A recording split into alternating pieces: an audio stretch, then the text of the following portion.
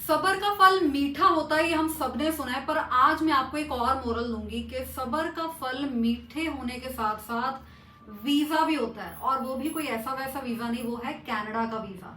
तो ये है कनाडा की स्टूडेंट जो जाने वाली है बहुत जल्द सितंबर 2025 इनटेक, जहां पर आपने मार्केट में सुना है कि वीजास बहुत ज्यादा डिक्लाइन हो रहे हैं और एम्बेसी वेरी स्ट्रिक्ट है।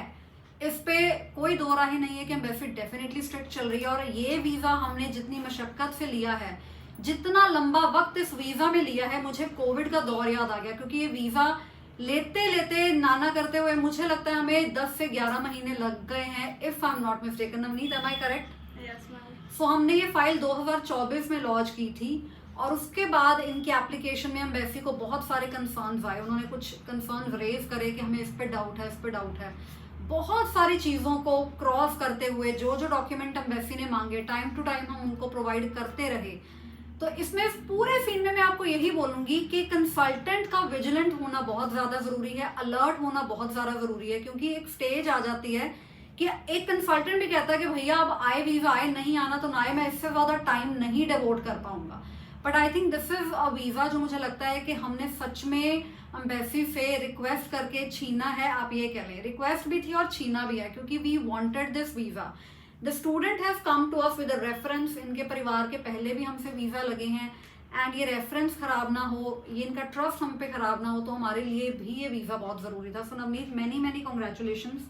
नवनीत के मदर हैं साथ में, बहुत परेशान ये भी हुए, हम भी हुए, इनको एक स्टेज पे लगा कि नहीं आप करो ही मत, आप उनको बोलो विड्रॉ कर दो, क्योंकि एप्लीकेशन जब स्टक हो जाती है तो आप कुछ नहीं कर सकते। और मैंने इनको एक चीज समझाई कि आप अगर विड्रॉ की भी रिक्वेस्ट डालेंगे तो वो भी स्टक हो जाएगी, और विड्रॉ का ही डिसीजन अगर 6 महीने ना दिया तो क्या कर लेंगे, इसलिए you need to be patient. तो मैं आप लोगों को भी यही सजेस्ट करूंगी, if you have applied for visa, आपको पेशेंस रखनी पड़ेगी, क्योंकि एम्बेसी के आगे किसी का जोर नहीं चलता, एम्बेसी किसी की नहीं है। सो पेशेंटली और स्मार्टली अगर स्टक किसी की एप्लीकेशन हुई है, आपको वीजा लेना चाहिए। इम्पेशेंट होके बार बार मेल करो जी, ऐसा नहीं करना चाहिए। हर चीज लिमिट से ही आगे बढ़ाई जाए एम्बेसी को, तो वही रिजल्ट पॉजिटिव लेके आती है। सो अब I am over to Navneet. Navneet, if I ask you कि आप प्लीज रेफर करो कि बीटी से बच्चे वीजा लगवाएं, या हम क्या मेहनत करते हैं कि नहीं। निखिल सर ने क्या आपकी हर क्वेरी का जब जब आपको कोई क्वेरी आती थी जवाब मिला है कि नहीं मिला, तो उस पर आपका क्या कहना है? जो होगा ट्रू फीडबैक देना, मैंने आपको कुछ नहीं बोला था पहले वीडियो शुरू होने से। मैं तो यही कहना चाहती हूँ कि बीटी टीम इज बेस्ट, क्योंकि इन्होंने मतलब मेरा वीज़ा कैसे मुझे ला कर दिया ये तो मुझे ही पता है, क्योंकि इतनी मुश्किल मैंने फेस की है। इवन मेरी फ्रेश फाइल थी, मैंने पहले कभी अप्लाई नहीं किया था, और मेरे मार्क्स भी अच्छे थे, मेरी आर्ट्स बैंड भी अच्छे थे, फिर भी एम्बेसी ने एक प्रॉब्लम क्रिएट करी। उसके बाद भी बीटी टीम ने इतनी मेहनत की और मुझे कनाडा का 4 इयर्स का स्टडी वीज़ा ला कर दिया। Yes, a very important point, इस बच्ची का वीजा 4 इयर्स का लग के आया है, so it is a big thing, क्योंकि वीजा एक्सटेंड होने में आजकल दिक्कत आ रही है।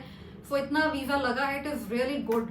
जब ये फाइल अप्लाई हुई थी तब कनाडा के प्राइम मिनिस्टर जस्टिन ट्रूडो थे, और जब ये वीजा मिल रहा है तो अब मिस्टर मार्क कार्नी हैं। तो एक पूरा दौर ही बीत गया, और ये एक ऐसा पर्टिकुलर वीजा है जिस दौरान मैक्सिमम पॉलिसी चेंज इमिग्रेशन ने किया। बिल्कुल, मतलब ये एक ऐसी, मैंने शायद कई चीजें इसको नहीं बताई होंगी कि ये डर ना जाए, या जिस प्रोग्राम में हमने फाइल डाली पता चला उसके बाद वर्क राइट ही नहीं है, फिर हमने प्रोग्राम चेंज की रिक्वेस्ट डाली कॉलेज में, प्रोग्राम चेंज हुआ तो एम्बेसी ने कंसर्न रेज कर दिया, फिर हमने बैक टू उसी प्रोग्राम पे स्विच किया, क्योंकि इतना कुछ था। मैं लिटरली आपको कह रही हूँ, नॉट सेइंग इट कि ये वीडियो बन रहा है कि ये अगर कोई न्यू एजेंट होता जिसको इतनी नॉलेज एम्बेसी की नहीं होती तो शायद ये वीजा नहीं लगता, जितने जितने कंसर्न इस फाइल में आए थे। अभी बहुत ध्यान से प्रोग्राम सिलेक्ट करना होता है, क्योंकि प्रोग्राम के कंप्लीशन के बाद वर्क परमिट भी होगा या नहीं होगा, ये बहुत ज़्यादा एक रिसर्च का पॉइंट बहुत है। बड़ा बन चुका है।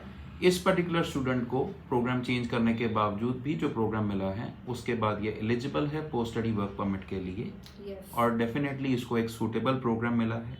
तो हमें बहुत तलवार की धार पे चलना पड़ता है, प्रोग्राम भी सूटेबल लेके देना है, वर्क राइट्स भी होने चाहिए। सिर्फ वीज़ा ना मिले, स्टूडेंट की एम्प्लॉयबिलिटी कोर्स कंप्लीट करने के बाद भी हो, कल को उसको सक्सेसफुल भी होना है, और अगर वो पीआर के लिए चलो प्लान करता भी है तो उसकी एलिजिबिलिटी फ्यूचर में बने। तो ये सारी चीजें सोच कर कोर्स को जो है देखा गया है। इसमें मैं आपको एक और चीज बताती हूँ। आप ये सोच रहे होंगे कि एम्बेसी ने कोई डाउट क्रिएट किया था, क्या फाइलिंग अच्छी नहीं पड़ी है? ऐसा कुछ भी नहीं है। ये डाउट सिर्फ हमारे नहीं, ऐसे हजारों एप्लीकेशंस मार्केट में हैं, एजेंट्स भी बहुत परेशान हैं कि सिर्फ एम्बेसी अपने आप को सच्चा होने के लिए बच्चों के ही प्रोफाइल्स में उठ के कोई भी ऑब्जेक्शन रेज कर देती है, जो ऑब्जेक्शन का कोई मतलब ही नहीं बनता। मतलब अगर एक बच्चा स्टूडेंट वीजा के लिए जा रहा है, उसका ऑब्जेक्शन आप एक अनएक्सपेक्टेड पॉइंट पे रेज कर देते हैं, दैट मीन्स कि सिर्फ आप बच्चे को खराब करना चाहते हैं। बट एक समझदार एजेंट ही ये वीजा को निकाल सका, and I am really happy. Waheguru ji का बहुत बहुत शुक्राना है कि ये वीजा उनके सदके ये वीजा लगा है, क्योंकि we are human beings. Embassy आदमी या ह्यूमन बींग्स के द्वारा ही चलती है, पर लाने वाला वही है, करने वाला वही होता है। हाँ, एजेंट थोड़ा सतर्क होना चाहिए। आप भी अगर एप्लीकेशन डाल रहे हैं कनाडा के लिए, थोड़ा विजिलेंट रहें, क्योंकि हाँ, Canada is going really strict, पर ऐसा नहीं है कि वीजा नहीं आ रहा। Your course selection should be very good. सारा दारोमदार कोर्स सिलेक्शन और फाइल की प्रेजेंटेशन के ऊपर आज है। और मुझे ऐसा लगता है कि 1 साल में आपने देखा होगा कि जो बच्चों का जाना है कनाडा में वो कम हुआ है, और मुझे लगता है कि अब इस स्टेज पे हम कई ऐसे एरिया कनाडा में जहाँ ये नहीं कह सकते कि जॉब नहीं है, ऐसा नहीं है। मेन रश वाले एरियाज को अवॉइड करके आप जाइए, आपको जॉब्स में मिलेंगी, बशर्ते आप मेहनती हो। मेहनत मांगती है कनाडा की धरती, और कुछ नहीं है। मेहनत अगर आप ना करना जानते हो, फिर कनाडा को ब्लेम करना गलत होगा जी, कनाडा में जॉब नहीं है, ऐसा कुछ भी नहीं है, ये मुझे लगता है। So really happy. मैम ਤੁਸੀਂ ਕੀ ਕਹਿਣਾ ਚਾਹੋਗੇ ਨਵਨੀਤ ਦਾ ਅੱਜ ਪਾਸਪੋਰਟ ਸਟੈਂਪ ਹੋਇਆ ਵੇਖ ਕੇ? ਮੈਡਮ ਬਹੁਤ ਖੁਸ਼ੀ ਹੈ ਸਾਨੂੰ ਵੀ, ਤੁਹਾਡਾ ਥੈਂਕ ਯੂ ਬਹੁਤ ਬਹੁਤ। ਇੰਨੀ ਦੇਰ ਆਪਾਂ ਇਕੱਠਿਆਂ ਨੇ स्ट्रगल किया है, ਸਟਰਗਲ ਕੀਤੀ ਹੈ। बिल्कुल। स्ट्रगल नालों घट नहीं सीखे। स्टूडेंट के मन में कहा जाता है, देखो ऑनेस्टली स्पीकिंग, इस बच्ची का 1 साल बर्बाद हुआ है, ये मैं भी मानती हूँ, और ये ना मेरी वजह से है, ना इस बच्ची की वजह से, एम्बेसी की वजह से है। उनको हक नहीं बनता किसी बच्चे का 1 साल खराब करने के लिए, पर इस बच्ची ने हमारे कहने पे पेशेंस रखी। ये बहुत बड़ा मुद्दा है, ये बहुत पॉजिटिव मुद्दा है, क्योंकि पंजाबियों में पेशेंस नहीं होती। वो कहते जी नहीं जी, सानू पिंड वाले कहते ने, सानू गवांढी कहते ने, तुसी विड्रॉ क्यों नहीं करा रहे, आप ये कर लो, आप वो कर लो। उन्होंने ऐसा नहीं सुना। सो हमें वीजा मिला, I am really happy. Waheguru का बहुत बहुत शुक्र है, many many congratulations to you.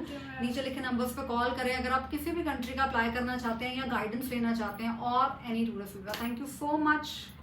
Thank you so much Navneet for understanding us. अगर हमने आपको कोई लॉजिकल पॉइंट समझाया, अगर हमने आपको कोई लीगल पॉइंट समझाया, तो आप उसको समझे। आपने भी अपनी रिसर्च की, आपने उस पॉइंट को वैलिड समझा, आपने हमें एक्नॉलेज किया कि हम सही बात बता रहे हैं आपको। इसके लिए आपका थैंक यू, बिकॉज आपकी अंडरस्टैंडिंग के बिना ये प्रॉपरली सक्सेसफुल नहीं हो सकता था, ये सफ़र कंप्लीट नहीं हो पाता। सो क्लैपिंग फॉर नवनीत। ਤੇ ਹੁਣ ਇਹੀ ਤੁਹਾਡੇ ਲਈ ਦੁਆ ਹੈ, ਹੁਣ ਤੁਸੀਂ ਜਾਓ ਉੱਥੇ ਸਕਸੈਸਫੁਲ ਹੋ, ਤੁਹਾਡੀ ਫੈਮਿਲੀ ਤੁਹਾਨੂੰ ਉੱਥੇ ਮਿਲਣ ਜਾਏ, ਤੁਸੀਂ ਇੰਡੀਆ ਹੁਣ ਬਹੁਤ ਦੇਰ ਬਾਅਦ ਹੀ ਆਣਾ। सही बात है। Thank you so much. Thank you sir.